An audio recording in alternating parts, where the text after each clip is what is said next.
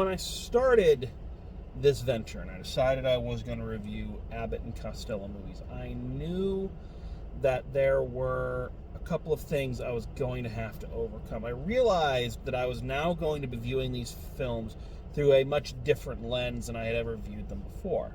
As I mentioned in the introductory video, I came to Abbott and Costello at a pretty important time in my development. Adolescence, early teens, 8th grade going into 7th grade going into 8th grade.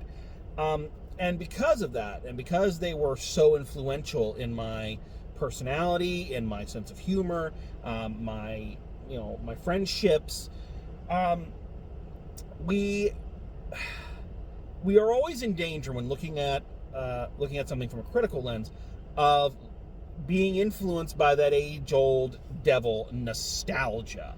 How much of what you're seeing is actually good, and how much is your nostalgia for the product. It's always a thing you have to ask, especially when you decide that you're going to go back and review something that you loved as a kid. And I tend to believe that for the most part I'm pretty good at being objective. Because I've always had that ability to admit when I felt things were bad, even back then. I knew that the bad Abbott and Costello movies were bad even back then. So I don't feel like I have too much of a hard time, and I also feel like going back and viewing these films so far, I'm still enjoying them just as much, even now that I'm looking at them through a critical lens, even more so in some cases, because you're seeing things that you didn't know you were seeing before. I bring this up because I don't think that this has been an issue, or I wasn't as worried that this was going to be an issue for any of the other films until I reached this one, and the one we're going to see 2 films down the road. Because this film is just baked in my nostalgia. This is one of the first Abbott and Costello movies I ever bought. All right. And I remember Northway Mall, Anchorage, Alaska, because my mom worked at Walden Books. And across the way from Walden Books was Music Land Music. Ask your parents what a bookstore and a CD store is. And that was where, I don't know if they had just begun reissuing the Abbott and Costello movies, but I remember killing time in my allowance over at Music Land and buying the Abbott and Costello movies. And this one and their film Hit the Ice, which we'll talk about a little bit later on, were the first 2 that I bought. I believe I bought them at the same time. I think they were $15 a piece at the time. And these were like the first ones I bought, and these were the first ones I watched. So they are just permanently etched in a very, very important spot in my psyche. And so when I went back and we were coming up to this picture, and I was like, okay, this is the one I really got to try to watch with a critical eye. I really got to try to put the nostalgia away. And I was a little worried, it's like, is this as good as I remember, or was it all the nostalgia? And having viewed it, having had some time between when I viewed it and coming to do these reviews, to percolate on it, to mull it over, and to think about it, I believe I can say pretty clearly, it's just that damn good, folks. This is one of their best pictures. This is hands down one of their best pictures. It's up there with, Hold That Ghost and Buck Privates and Meet Frankenstein, and Time of Their Lives. It is one of their best pictures. I am hard pressed to find things to talk about in terms of the negative or to be critical of. This film is just, it's a comic masterpiece. I'm overselling it maybe, but it's that damn good.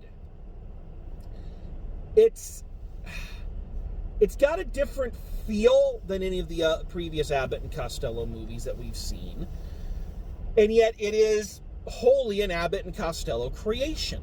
It is them at the top of their game. They are on point. The direction is perfect. The pacing is wonderful. The routines are crisp and fresh. It is, God, it's practically a perfect movie. I love this film, and it works so well.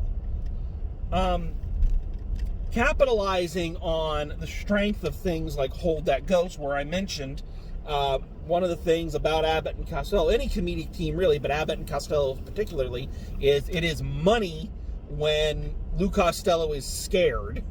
So now putting him in a situation where he has to chase a murderer, there you go. And then you throw in the wonderful flavor of this film. This film has a uniquely 1942 flavor about it. Everything from the location to the motive for the murder. It's a time capsule, and a good one. Because part of creating a great murder mystery is finding a fun place for it to be set. And I think they do a great job here. So I'm getting ahead of myself. Let's talk about the actual plot of this movie. And what we're going to find is that the plot of this one is actually fairly easy to explain, which is a relief after some of the other ones that we've seen recently. So in this one, Bud and Lou play two soda jerks who want to become radio writers. They want to write a detective radio show called Muck and Mire. Through happenstance, they are invited to a recording of a very successful radio show. It's supposed to be kind of like a suspense knockoff called Murder at Midnight. And at that broadcast, the head of the radio studio is murdered. And Bud gets the idea that if he and Lou solve the mystery, then they'll be begging them to do their radio show, because it'll be the only radio show on the air produced and starring two real detectives.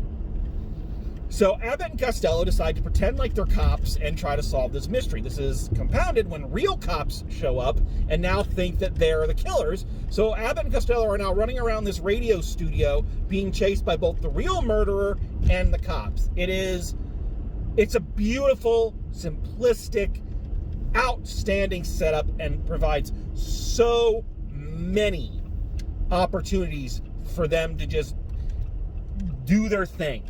And they take advantage of every single one of them.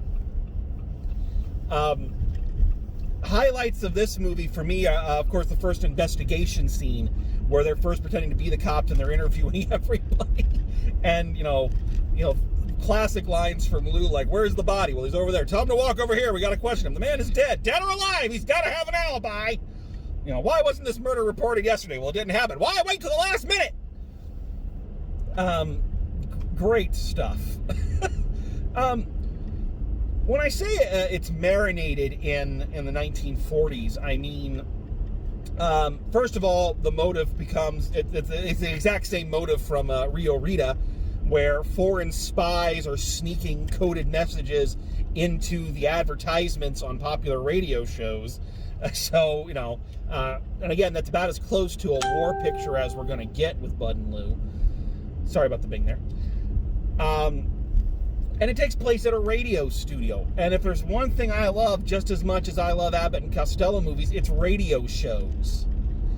And radio shows are an art form that have, fallen out of favor. They're passé. And but they were at one time the highest form of mass entertainment.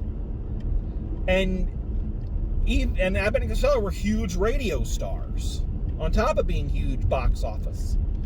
So putting them in a radio studio and having that be the setting was a fantastic thing, and a wonderful little slice of history.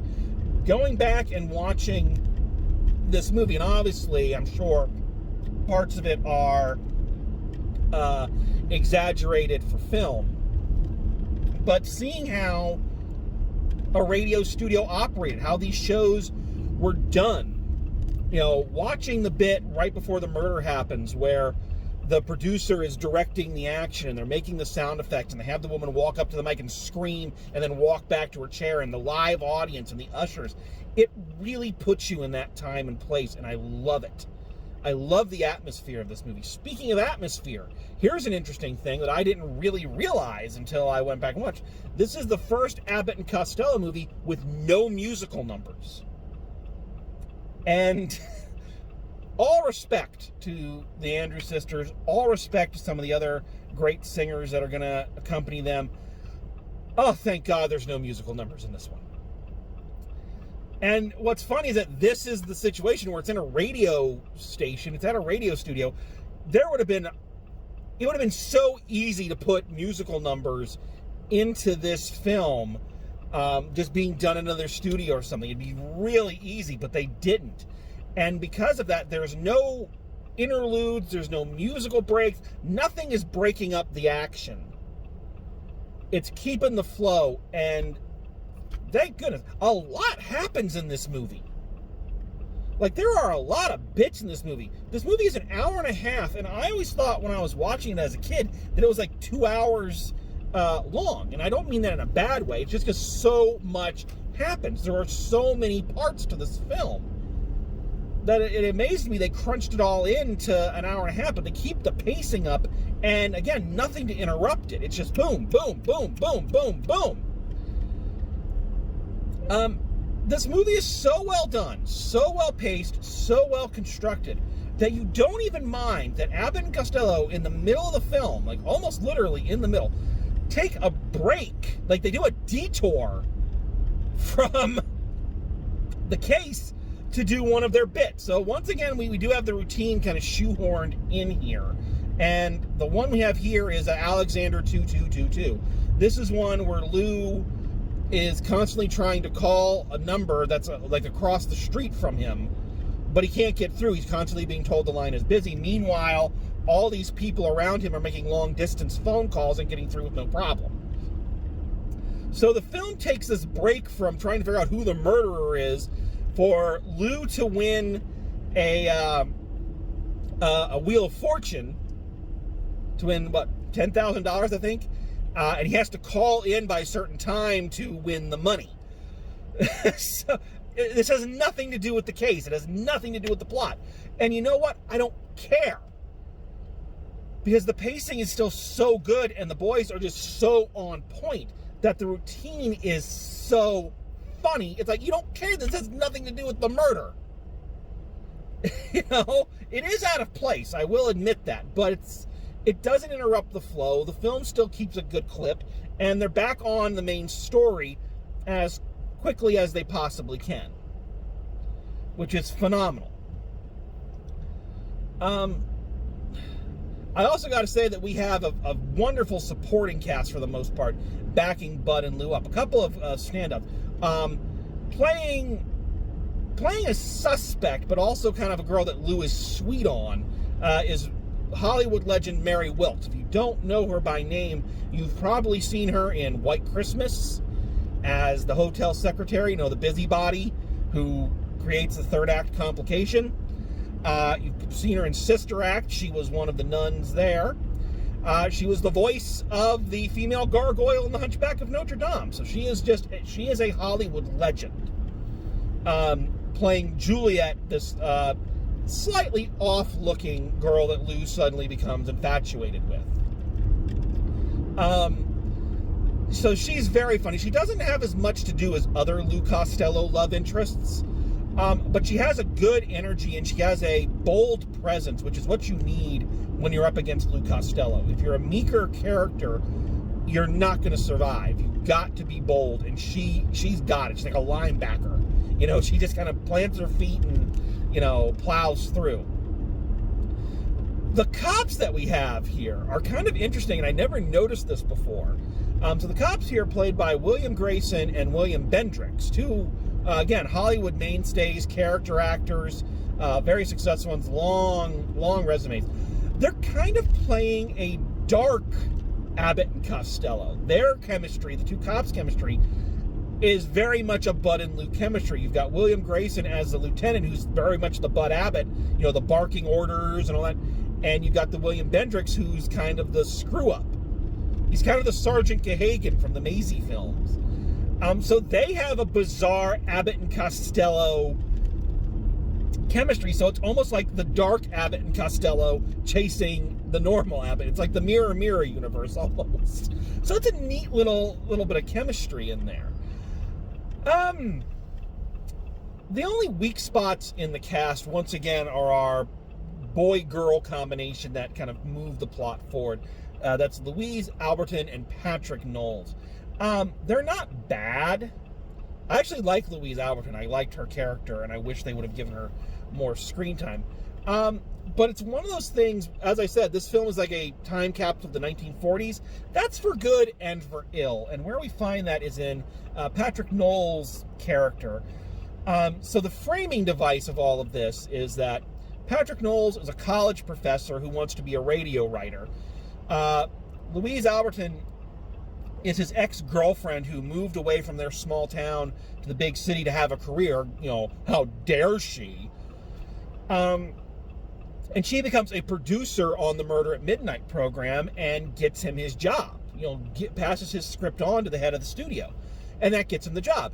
And Mr. Knowles here, he just can't handle that. I'd rather teach college for my entire life than take a handout from a woman. You fucking prick. Look, I know that misogyny was not just a way of life back then, but it was expected. And it was seen as a point of humor. I get that. You know, and that's one of those things when you're watching one of these older movies that you kind of have to just brace yourself for. But sometimes you're like, dude, the fuck? What the hell is wrong with you? And then there's this scene when they're snooping around an office trying to find the murderer, and it's dark, and she runs up and kind of grabs his arms like, well, what happened to the strong, independent businesswoman? It's like, dude, fuck you. He's just an unlikable character, and I never realized kind of how unlikable he is until I rewatched it this time. I actually really like Louise Alberton in this. Like I said, she's a fun character. She's one of the first successful businesswomen we've seen in one of these movies. I liked her. I wish she was in it more. You could have had her doing all of the things that Patrick Knowles was doing. Like, you could have just had her. I think that would have been a better fit, and maybe had her interact with Abbott and Costello a little bit more, and I think that would have worked.